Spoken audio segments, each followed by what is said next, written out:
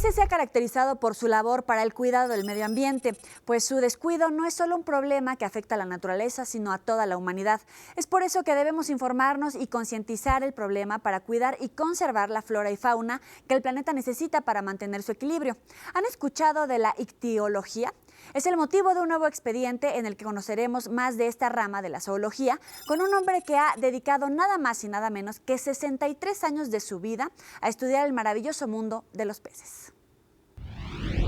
Una gran biodiversidad dentro del ecosistema mexicano se refleja en las familias de peces documentadas en el país. En total, han sido reconocidas 2.482 especies en 259 familias de las 515 que albergan el mundo, es decir, más del 50%.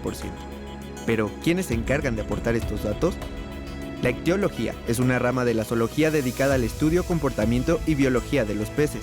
Y uno de los especialistas más importantes a nivel mundial es Heiko Blecher, un explorador, investigador, escritor, cineasta, productor y fotógrafo alemán que desde los 7 años ha dado su vida a la exploración y conservación de la flora y fauna acuática. Sin duda, el gusto por la naturaleza lo trae en la sangre, pues quien fuera conocido como el padre de las plantas acuáticas y pionero en el mundo del acuario moderno es ni más ni menos que su abuelo materno, Adolf Kiel, el que a su vez heredó a la madre de Heiko el gusto por la recolección de animales y plantas por todo el mundo, sin olvidar que ella fue una destacada deportista y la primera mujer en Alemania en competir en carreras europeas de motocross. Esta vida de aventura llevó a Blecher a viajar por el mundo al lado de su madre y sus hermanos. Juntos llegaron a África y a toda Europa en busca de nuevas especies naturales. Pero fue hasta la jungla sudamericana donde Heiko obtuvo su primer gran logro, la caza del pez disco a los 7 años de edad. Ahí convivió con indios y nativos brasileños, de los que además de aprender su estilo de vida, con ellos pudo conocer durante 6 meses más de 60 especies, plantas acuáticas e incontables peces hasta familiarizarse con ellos. Fue hasta 1959 cuando decidió establecerse permanentemente en Brasil, donde ayudó a construir un vivero y un criadero de peces, y ahí fue donde descubrió la piraña encofiada. Hasta 1962 hizo formal su estudio sobre los peces al especializarse en ictiología en la Universidad del Sur de Florida en Estados Unidos. Esta preparación la reforzó con la biología, la limnología, encargada de estudiar los sistemas acuáticos, y por otro lado los mares y océanos con la oceanografía. En 1964 regresó a Río de Janeiro para abrir su primer acuario y descubrir los azul real, su primer línea innovadora de peces disco. También lo hizo con la especie que recibiría el nombre Hemigramus blecheri en su honor. En los años 70 traspasó fronteras y llevó sus investigaciones y recolecciones a África, Asia y Oceanía. La experiencia adquirida lo convirtió en conferencista e hizo sus primeras apariciones en televisión, guiándolo a realizar su primera película sobre el pez disco. De esta misma especie, escribió un libro, el cual vio la luz hasta 1982 y un año después realizó su primer documental, seguido por diversas películas acerca de los peces de agua dulce de Nueva Guinea, Australia, América Central y Brasil, además de otras 4 películas sobre el pez disco en la década de los 90. A lo largo de su carrera, en específico desde 1965 hasta 1997, presentó más de 4.000 especies de peces que él mismo había descubierto, de cabeza azul, manchas rojas, peces arcoíris, ángeles o enanos, peces cuchillo, globos, platijas y el destacado pez sierra de agua dulce encontrado en Australia. Después se encargó de crear Aquapress, una publicación dedicada a los hábitats singulares y salvajes, expediciones de nuevos lugares aún no cartografiados, así como especies en peligro de extinción, biología, herpetología, botánica y leyendas del mundo acuático. Por su trabajo ambiental, este ictiólogo se ha reunido con reyes, presidentes y embajadores, hasta que en 1993 fue distinguido como el hombre del año en Inglaterra y posteriormente en Francia. Hoy es el director ejecutivo del diario científico Aqua. Además, ofrece conferencias por todo el mundo y se encuentra escribiendo numerosos artículos. A destacar que por más de 15 años ha trabajado en un libro de próxima aparición, en el que trata específicamente a los peces de agua dulce y salada. En su trayectoria, también ha sido invitado a ser jurado en varias exposiciones de peces, entre ellas la primera Convención Nacional de Acuarismo Mexicano, realizada en el Distrito Federal, cuyo objetivo fue reunir a distribuidores, investigadores, consumidores y fanáticos de la cría de peces y otros organismos acuáticos, donde Blecher pudo transmitir toda su experiencia y ese bagaje a los verdaderos amantes del mundo marino. Noticias TVC. En este programa descubriremos los motivos que llevaron a Jacob Blecher a dedicar su vida a los peces y a la conservación mundial de los animales en peligro de extinción, de tal manera que reviviremos con él sus viajes, experiencias y misiones que lo llevaron a ser uno de los exploradores marinos más importantes del mundo. No se vaya, regresamos a Expedientes TVC. Los primeros años de 50 era todo natural, no tenía prácticamente destrucción. Amigas, amigos, bienvenidos a Expedientes TVC. Ya conocieron brevemente la historia y la trayectoria de Jacob Blecher, pero está aquí con nosotros para que ustedes lo conozcan de bote pronto y que nos pueda llevar por todo el mundo como lo ha hecho a lo largo de su vida. Muchas gracias por estar aquí con nosotros. Gracias a ustedes. Explorador, investigador, autor, fotógrafo, cineasta, editor, pero sobre todo amante de la naturaleza, ¿no? Exactamente. ¿O por dónde empezamos? Sí, amante de naturaleza. ¿De dónde? ¿De la familia? Sí, mi abuelo iniciado con eso en 1887, porque él veía que tenía en esa época ya unos acuarios, los primeros en la historia, y esos acuarios de vidrio, y él dice, eso tiene que tener plantas. En la naturaleza hay plantas acuáticas, ¿y por qué no lo pongan? Y él salió afuera de Europa buscando plantas para ponerlos. Interesantemente que encontró más de todo en el lago de Garda, en el norte de Italia, a donde yo vivo hoy día, pero yo soy alemán, nací en Alemania. Y entonces eso es popular en todo el mundo. Mandó plantas acuáticas hasta Estados Unidos, Japón y todo lugar. Y después siguió por mi madre, que nació 1910, y yo estoy siguiendo el trabajo de mi madre. ¿El abuelo es el padre de las plantas acuáticas? Sí, exacto. Los llaman hasta hoy así.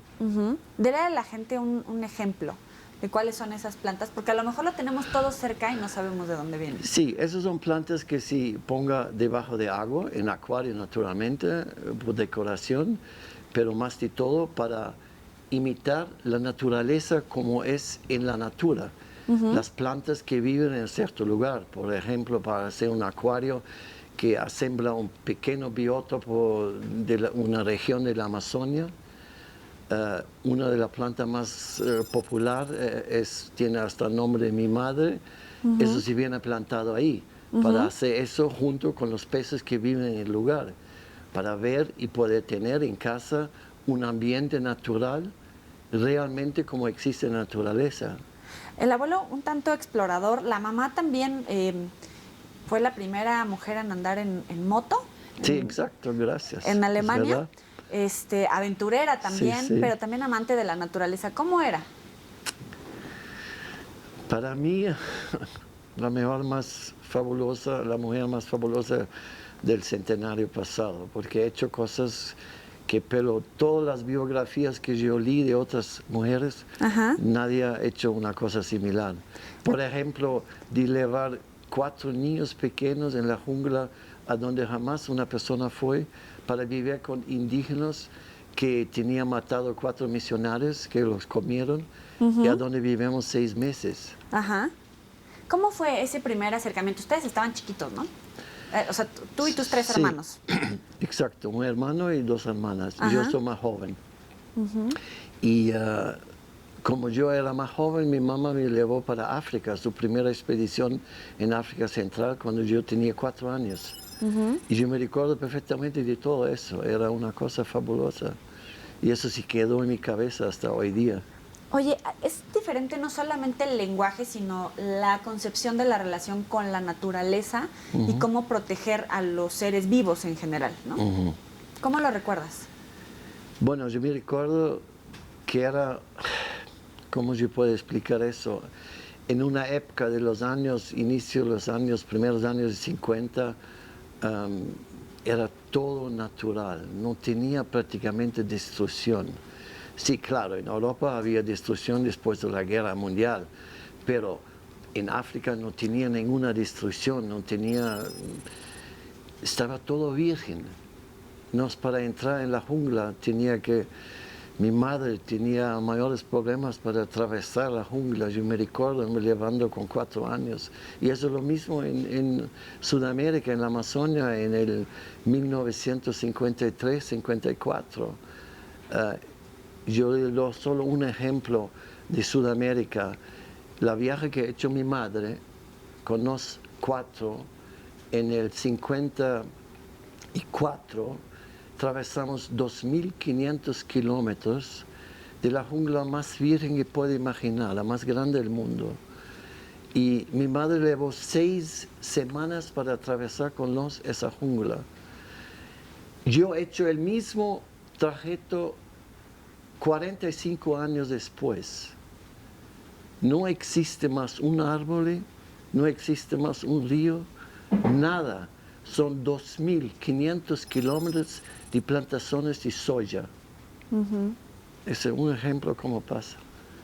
No existen más los peces, no existen más los ríos, los corregos, es todo desaparecido. Es todo una plantación de soya de 2.500 kilómetros. Puede imaginar, usted viaja de Moscú a Lisbon, atravesando toda la Europa y no ve más un árbol. Ve solo plantaciones de soya, nada más. Algunos dicen es la evolución industrial, y para otros todavía queda la esperanza de que no haya como una especie que sea propiedad de un país, ¿no? Especie vegetal o animal. Supongo que ese es tu caso. Sí, pero exactamente qué quieres decir con eso. Sí, yo sé, eso es verdad, es así. Infelizmente, para mí infelizmente, porque la naturaleza está desapareciendo en todo lugar, ¿no? Y una velocidad increíble. Y más de todo, los ríos y lagos no solo están siendo contaminados en prácticamente todo el mundo. Ustedes tienen problemas aquí en México, tienen en toda África, tienen en casi toda Asia, en toda Latinoamérica. La población falta educación. No saben, yo creo que no saben y no tienen la educación en las escuelas que la origen de toda vida en ese planeta, es agua dulce. También el mar tiene el origen agua dulce. Y si no hay más agua dulce, está todo contaminado. Está contaminado el hombre y el terminado.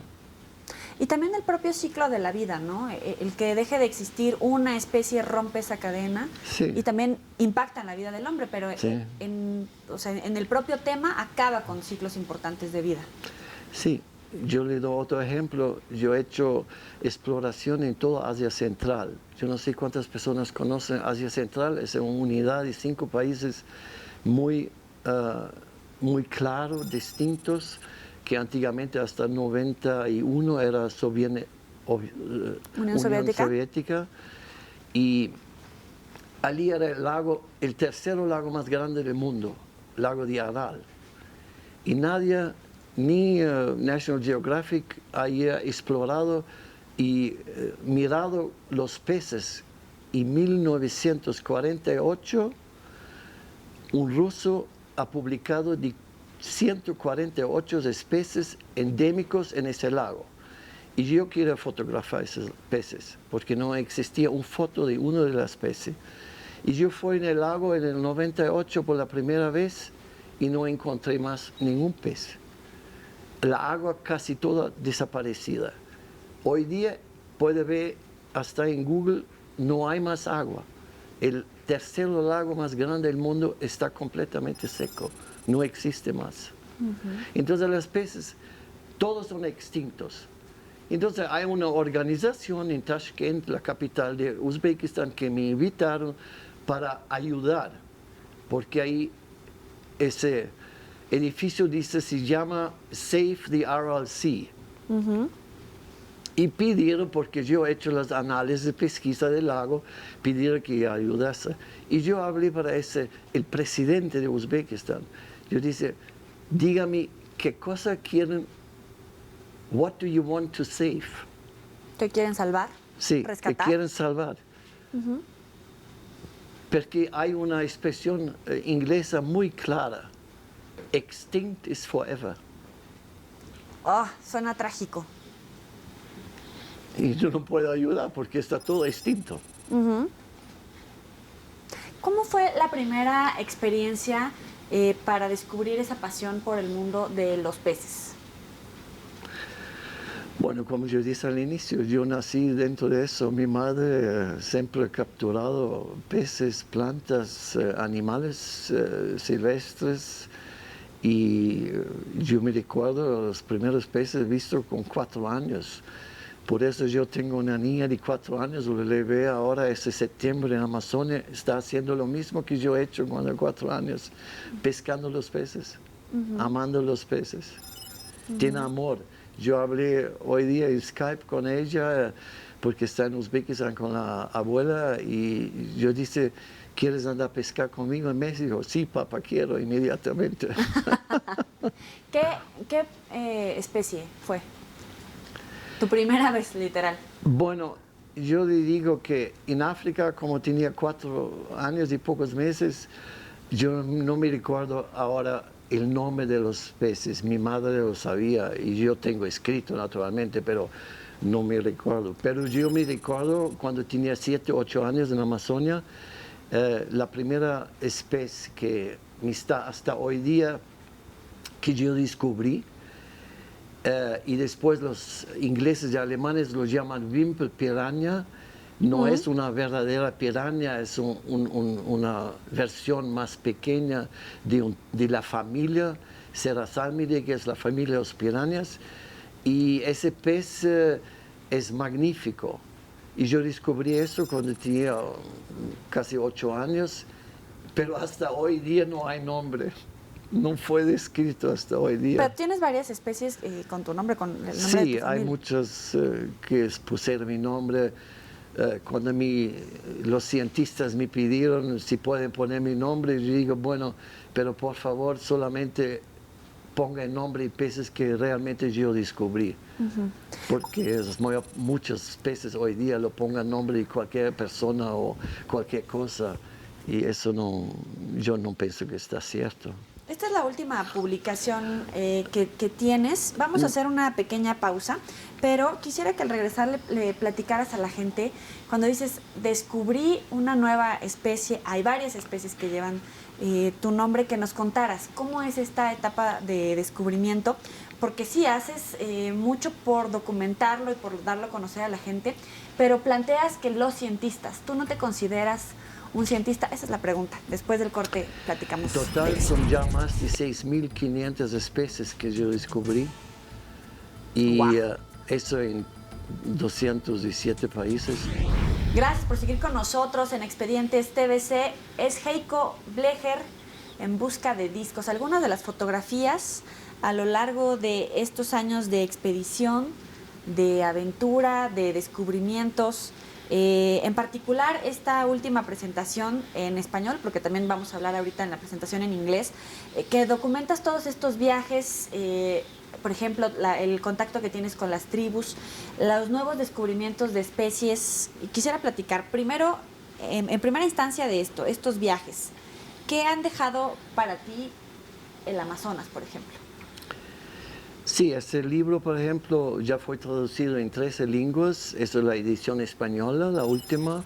Ajá. Y ese libro contiene mi resultado de los primeros 330 expediciones en la Amazonia.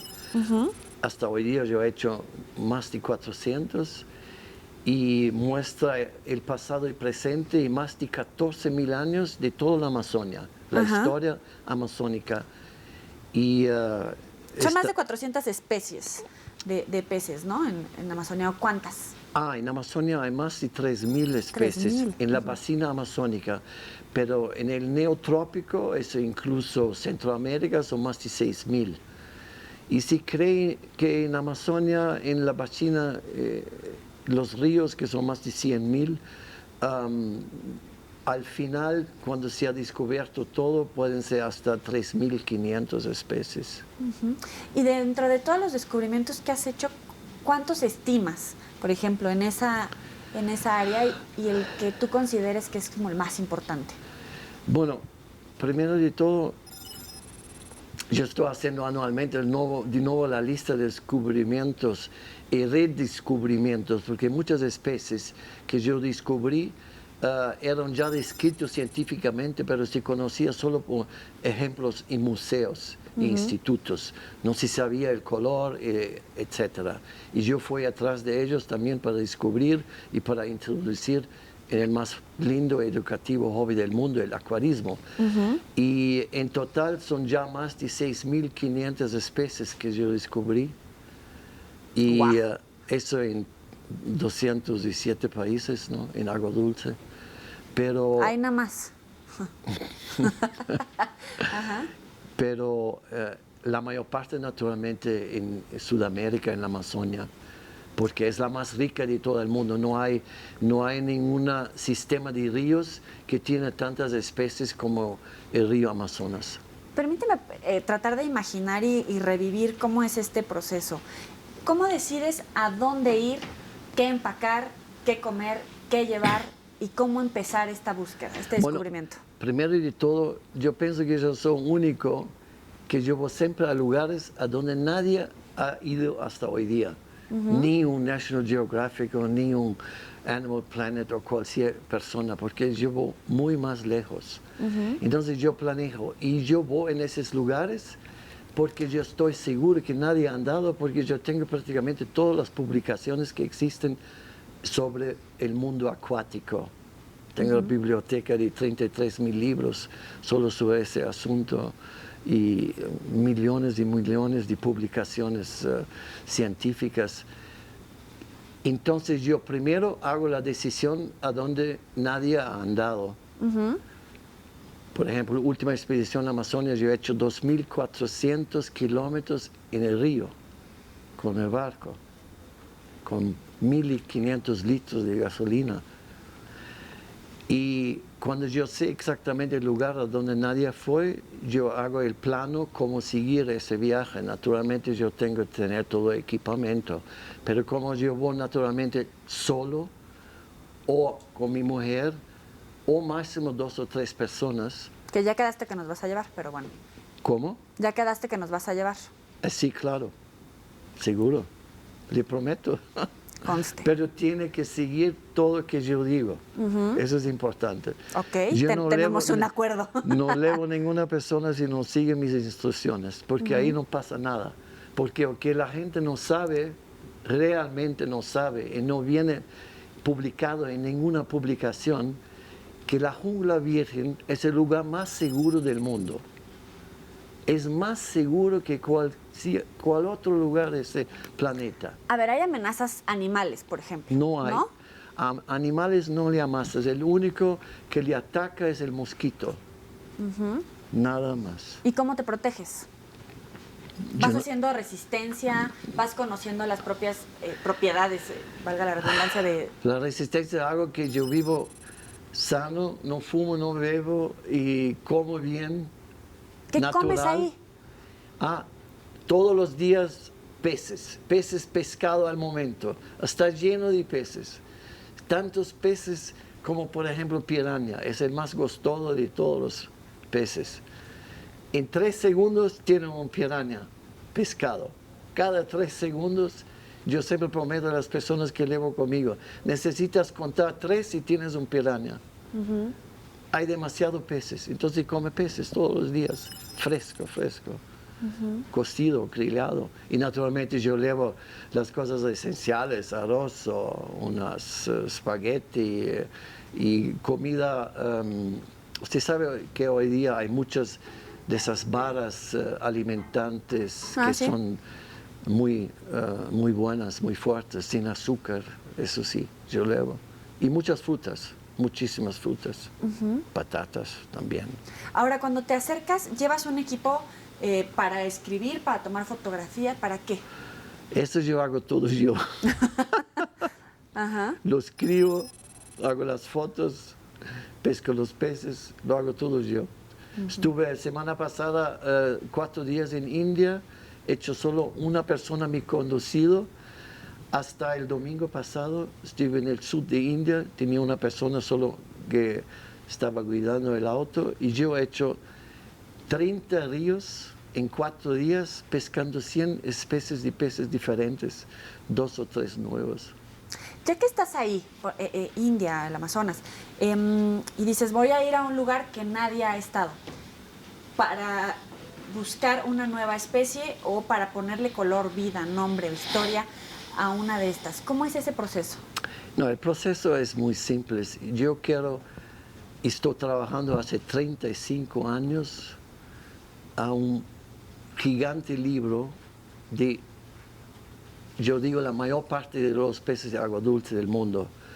Tengo ahora registrado más de 28,000 formas, fotografado, tengo todos los datos y eso es, yo quiero que ese es mi trabajo de mi vida también para futuras generaciones.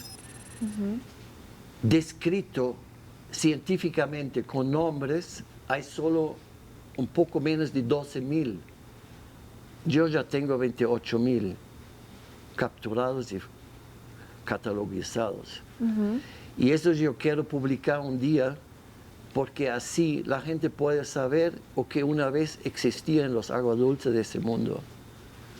Que la mayor parte, yo digo seguro, la mayor parte está ya extinto, no existe más. Entonces mi libro va a tener muchas especies y formas de peces que no existen más, que futuras generaciones no lo pueden ver. Este tipo de materiales como los que estamos viendo en pantalla, cuando se lo acercas a la gente dedicada a la ciencia, que le ponen nombre, que lo hace de alguna manera oficial por los organismos en donde trabaja, ¿cómo es ese proceso? Bueno, el proceso es así, que para clasificación de peces científicamente, como cualquier animal o cualquier planta, hay una regla. Por ejemplo, para peces es el International Code, que es publicado cada 10 años, es como la Biblia, y uno tiene que seguir las instrucciones ahí publicadas.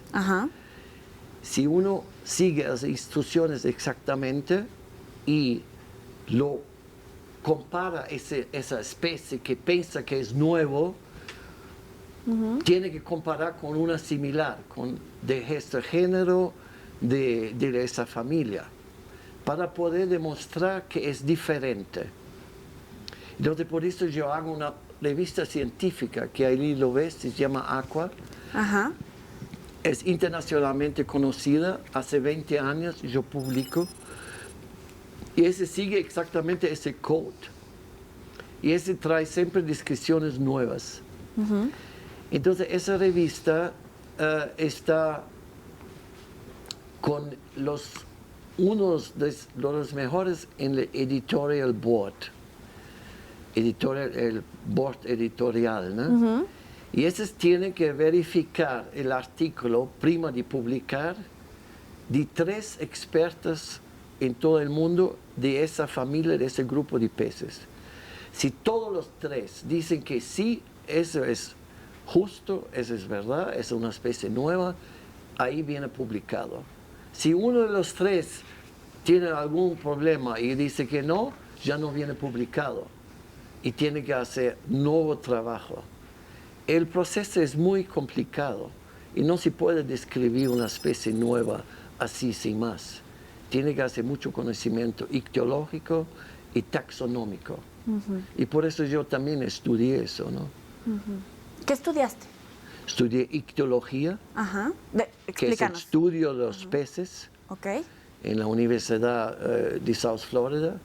Estudié limnología, que es el estudio de las aguas dulces del mundo, y oceanografía. Naturalmente yo estudié para poder entender también de los océanos, lógicamente. Biología, zoología, botánica, todo eso yo he estudiado. Y parasitología también, por las enfermedades. ¿Qué es lo que más te sorprende de los peces? No sé si en su forma, su color. Primero de todo, los peces de agua dulce tienen una forma de sobrevivir mucho superior a cualquier otro invertebrato. ¿Sabe qué es invertebrato, no?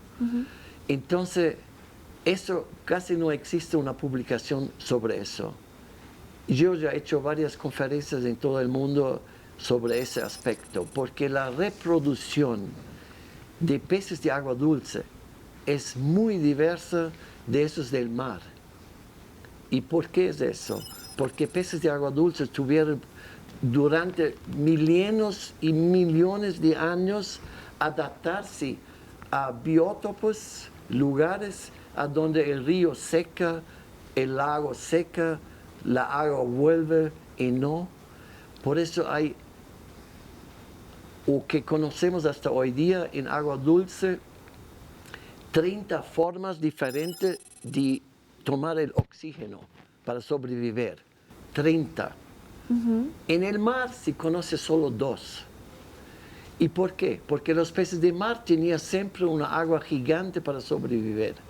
Y los peces de agua dulce tenían muchísimo menos lugar y secan y no secan, llueve y no llueve, monzón y no monzón. Tenían que adaptarse a cosas increíbles. Y si yo hago un día a usted ver la increíble forma de reproducción de peces de agua dulce, casi nadie lo va a creer. Yo tengo fotos de esos. Justo después del corte nos va a contar algo de esto para que ustedes puedan estar cerca de estas historias. Vamos a hacer una pequeña pausa y volvemos. No le cambien. Las organizaciones que quieren proteger este planeta lo destruyen completamente. Gracias por seguir con nosotros en Expedientes TVC. Estamos platicando con Heiko Blecher acerca de pues todos los aportes a la ciencia, a la humanidad, a la vida que nos haces a través de tus expediciones, de las fotografías, de los videos. Nos estabas diciendo que has encontrado por lo menos 30 maneras diferentes de tomar oxígeno o maneras que no creeríamos, ¿no?, para reproducirse. A ver, cuéntanos. Bueno, es muy difícil contar en pocos minutos, pero le puedo dar unos ejemplos que hay peces en agua dulce que pueden sobrevivir años y años sin agua. No hay un pez en el mar que pueda hacer eso. ¿Y qué hacen? Tienen un sistema de respiración de sobrevivir con la aire atmosférica, ¿no?, como nosotros. Yo no estoy hablando de peces pulmones, porque hay eso también.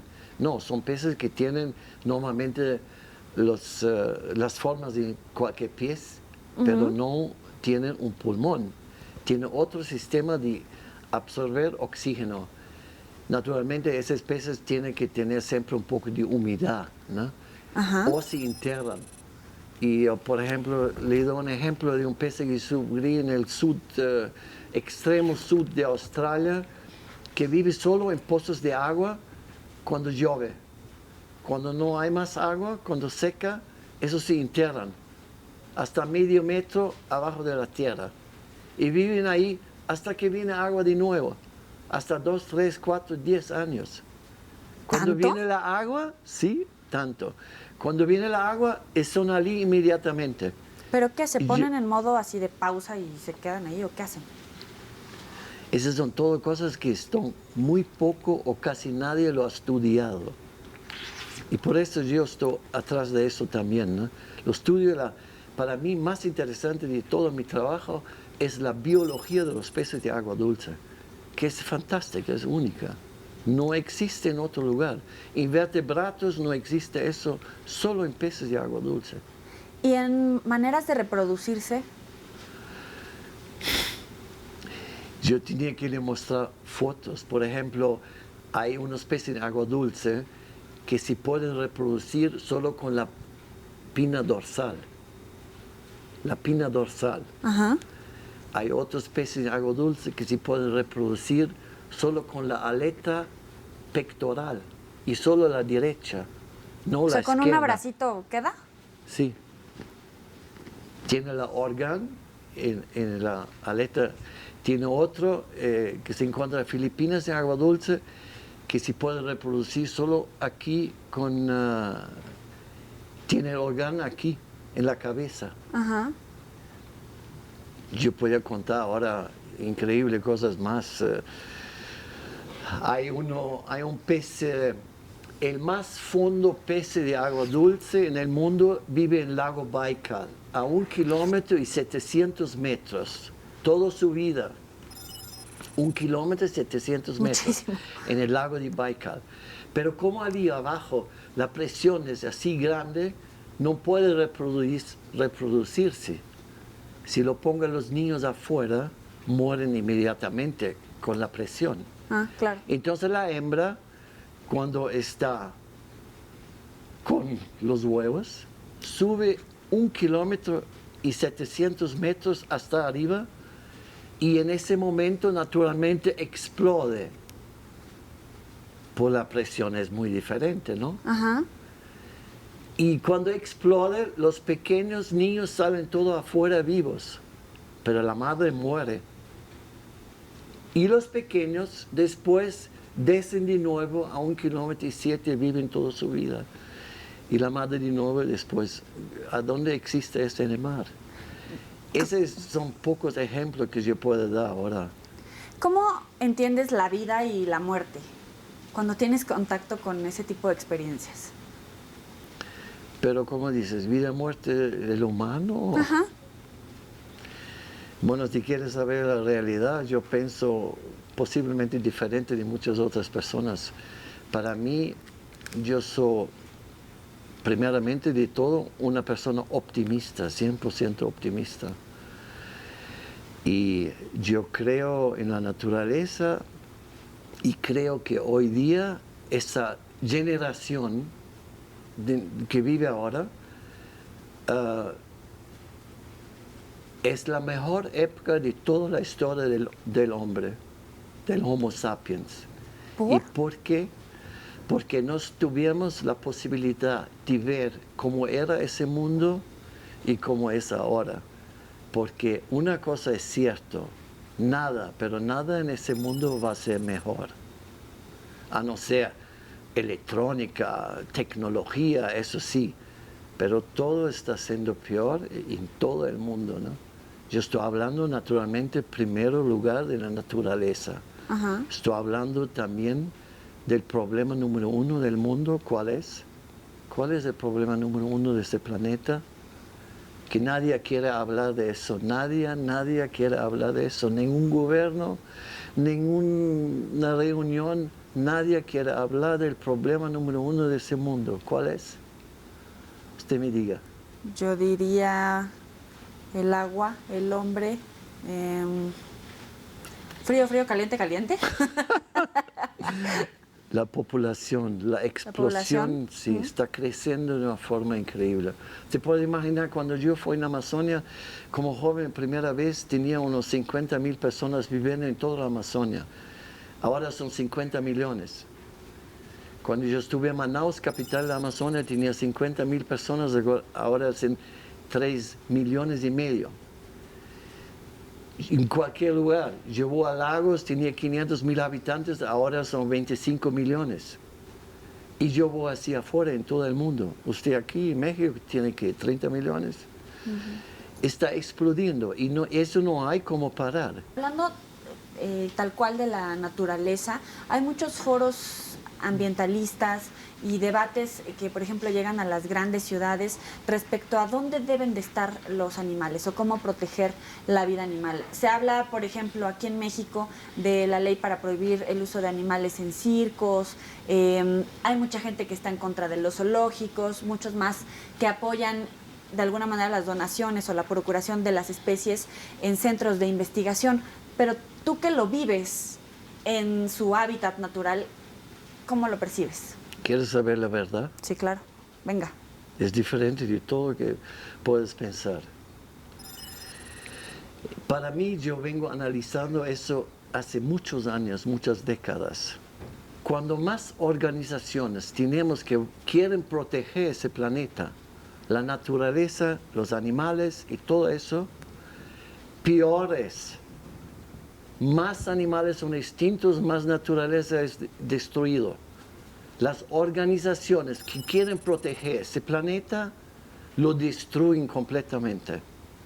¿Cómo? ¿Quiere que yo le doy el ejemplo? Por ejemplo, hablamos de animales, ¿sí? Hablamos, por ejemplo, del animal, pienso, más conocido de todo el mundo, que es el tigre. Hasta 1972, se calcula que tenían en ese planeta viviendo 60.000 tigres de todas las especies y subespecies. Ahí prohibieron la caza en mayor parte del mundo.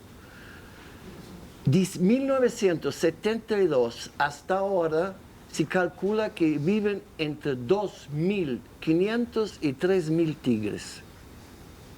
¿Por qué? ¿Por qué se han reducido de 60.000 a menos de 3.000?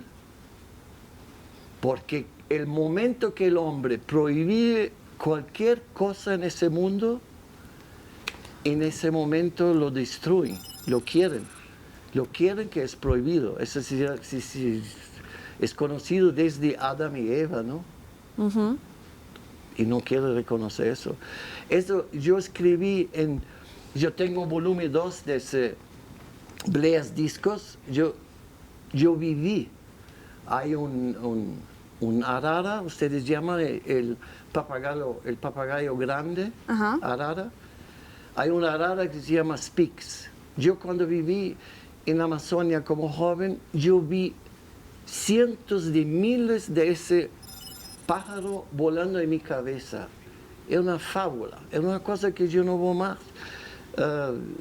Yo siempre me recuerdo de eso. En los años 75, creo, venía yo creo que era un americano, dice que ese pájaro está en peligro de extinción. Lo prohibieron de capturar, de vender, de tener zoológico. En esta época, antes de la prohibición, un indígena, cuando cayó un niño de ese pájaro a la tierra, lo llevó para un exportador, lo exportó para un zoológico y lo ganaba $5. Eso era una cosa insignificante, si quieres, ¿no? Cuando lo prohibieron, ese exportador lo dio para los indígenas $500 por cada uno de esos pájaros, porque ahora están prohibidos, vale mucho más. Dentro de 15 años, el precio en el mercado negro subió a $25.000.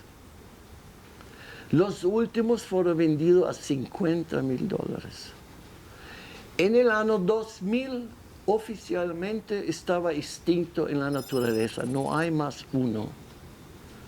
Eso porque han protegido el animal. Lo mismo pasa con el rinoceronte, lo mismo pasa con todos los animales. En cuanto se protege el animal, está seguro que va a ser extinto. Ay, Esto hey. no quiere entender. Eso es que protegen los animales o quieren proteger los animales. Esos viven en oficinas aire acondicionadas, no van jamás afuera a ver la verdad. Yo viajo toda la África y cuando han prohibido la exportación de animales de África, usted puede ir en todo país africano, fuera de Etiopía, es una excepción. Comen ahora todos los animales, todas las serpientes, todos los gatos, los monos, comen todo. Yo tengo fotografía de todo eso. Entonces, lo protegen en Ginebra, en Kioto, en Washington, en Londres, en todo el lugar protegen los animales, pero en la naturaleza no hay una persona que los protege. Heiko, tengo que hacer una pequeña pausa, sin duda es muy interesante platicar contigo. Después del corte seguimos en esta charla, no le cambien. Tengo todos los tipos de malaria, pero son solo 4. Yo consigo vivir muy, muy bien con eso. Tenía ya 57 ataques de malaria y sobreviví. Gracias por seguir con nosotros en Expedientes TVC. Estamos platicando con Heiko Blecher. Es la segunda vez que viene a nuestro país, ahora para también compartirnos su experiencia. Lo hace a través de libros, de publicaciones, por ejemplo, de películas. Y en esta ocasión también nos viene a platicar ya en manera de conferencia. Pero, ¿qué le dices a la gente? Hace ratito estábamos hablando de que prohibirlo es casi como una invitación. ¿Cómo podemos proteger a la naturaleza desde tu punto de vista? Primero de todo, la única protección hoy día que se puede hacer mundialmente es en zoológicos por los animales, porque es la mayor parte de zoológicos, al menos que yo conozco, y muchos en muchos países, es que mantienen a los animales muy bien y muy mejor que en la naturaleza, porque si viven muy más tiempo, muchos más años en el zoológico que en la naturaleza. Es natural, porque son protegidos de todo. Y segundo, por ejemplo, por los peces hoy día en acuariología, que para mí es el hobby más educativo y más bonito de todo el mundo, si lo hace bien hecho, como en naturaleza, tiene muchísimas especies de peces de agua dulce que en naturaleza no existe más, son extintos. Porque, yo como decía antes, los ríos están contaminados, envenenados, los peces están muertos. Si quieres, yo le muestro peces que yo vi aquí en México, como en tantos otros países, que los peces en los ríos son todos enfermos, muriendo. ¿Cómo ves a México? ¿Cómo lo ve? Ajá, en la protección de especies, de recursos naturales. De protección, como yo dije antes, la protección no lo hacen. Lo pueden hacer en papeles, en declaraciones, prohibiciones, pero en realidad, en facto, no lo hacen, no se hace. ¿Y cómo lo va a hacer? Tiene que realmente controlar en agua dulce, naturalmente, todos los ríos, todos los lagos. Tiene que prohibir de contaminar los ríos, los lagos, con basura, con plástico, con todo eso. Es un problema mundial, no solo México. En este momento, la naturaleza es lo suficientemente fuerte. O sea, entiendo la dimensión de la pregunta que estoy haciendo, pero decías, no hay un solo hombre que pueda proteger a las especies. ¿La propia naturaleza está lista para este ataque que está haciendo el hombre a estos recursos? No, no puede ser. Puede ser solo después que no hay más el hombre en esta tierra, porque ahí puede volver tranquilamente. Pero en esos últimos 50 años, puede imaginar, en ese libro nuevo que usted ve, puede ver una carta de la Amazonia. Yo he hecho exactamente, solo la floresta de la Amazonia en 50 años se ha reducido por 35%. 35%. La mayor floresta del mundo. ¿Por qué? Porque es todo agricultura ahora, soya, es ganado, es todo eso. ¿Cómo se va a proteger? Si protege todo eso, como yo dije antes, en las oficinas y papeles, pero en facto, en la naturaleza, nadie lo hace. Y que tú estés descubriendo cada vez más especies, ¿qué te hace pensar? Yo tengo que ir muy, muy más lejos. Cada viaje es más lejos, más difícil a llegar a un lugar que no es contaminado, que no es destruido. Pero es como una creación o una naturaleza inagotable. Porque, o sea, hablas que hay mucha deforestación, que se extinguieron muchas especies, pero también encuentras nuevas. ¿O Por se eso, encuentra por ahí algún ejemplo? Yo lo encuentro nuevo solo cuando llevo muy, muy más lejos, muy más difícil a llegar a esos lugares. Antes, en los años 60, 70, cuando yo podía ir en lugares a 10, 20 kilómetros de la estrada. Ahora tengo que ir a 10.000 kilómetros, a 2.000, 3.000 kilómetros. Depende del lugar, naturalmente, del mundo. Ahora, a través de tus películas, ¿qué intentas decirle a la gente? Yo, con mis películas y con todas mis conferencias prácticamente en todo el mundo, yo intento de informar, primeramente, la cosa más fabulosa que hay en agua dulce, la belleza, la única forma de reproducir, de biología, etc. Yo probo de hacer ver eso para que entiendan que es una cosa única que tenemos en este planeta. Y en segundo lugar, naturalmente, para la acuariología, para las personas tener esas especies, reproducirlos, tenerlos en acuario y cultivarlos porque tienen toda la posibilidad de sobrevivir en acuariología, en el hobby, porque en naturaleza no hay esa posibilidad, no hay más, y en el futuro muy menos. Nos hace falta salir más allá de los libros y el aula, no solamente a esos investigadores o a esas organizaciones, también a la gente en general, para descubrir y aprender a amar a esa naturaleza. Sí, claro, eso yo puedo pasar. Con ese libro, ese libro ahí último que salió, Playas Biótopos, hay mi expedición, yo hago ver exactamente o que vive en un pequeño lago o río, corrego, caño, hago ver exactamente todo lo que vive allí y la secuencia cómo hacer ese en acuario. Para hacer igualmente como en naturaleza, que uno puede ser, bueno, yo soy feliz, yo tengo de un lago Cuipeoa en la Amazonia, yo tengo exactamente ese biótopo en mi casa. Tengo las plantas, los peces, todo eso igualmente. Y es una armonía, porque se conocen, porque todos los peces se comunican. Peces hablan como nosotros, la mayor parte de la gente no sabe de eso. Yo hago conferencias solo sobre ese asunto. ¿Tú tienes alguna manera ya de comunicación o de entendimiento? Sí, claro. Tiene que tener solo poco tiempo con el pez y que tiene toda la posibilidad de comunicar con él. Igual como cualquier otro animal. Son muy inteligentes. Peces son muy más inteligentes que muchas personas que yo conozco. Oye, a ver, como digo, ya que estamos centrados en el tema, ¿no? ¿Algún ejercicio así rápido que pudiera hacer la gente para comunicarse o que tú digas, esta fue mi experiencia cuando me comuniqué o entendí, ¿no? La manera en la que se comunican los peces. Bueno, primeramente, por ejemplo, hace muchos años el Museo de Historia Natural en Ginebra sabía que yo conozco muchos peces y querían hacer un experimento. Y yo lo indiqué que hay un pez que posiblemente tiene infrarrojo.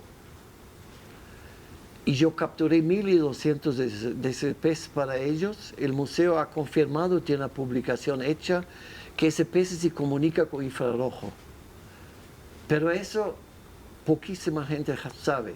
Y hay muchísimos peces que tienen eso, pero no está todavía estudiado o publicado científicamente. Y hay maneras, hay por ejemplo un grupo de peces en Sudamérica que las especies llegan hasta el Ucimacentro aquí en México, que se comunican con electricidad.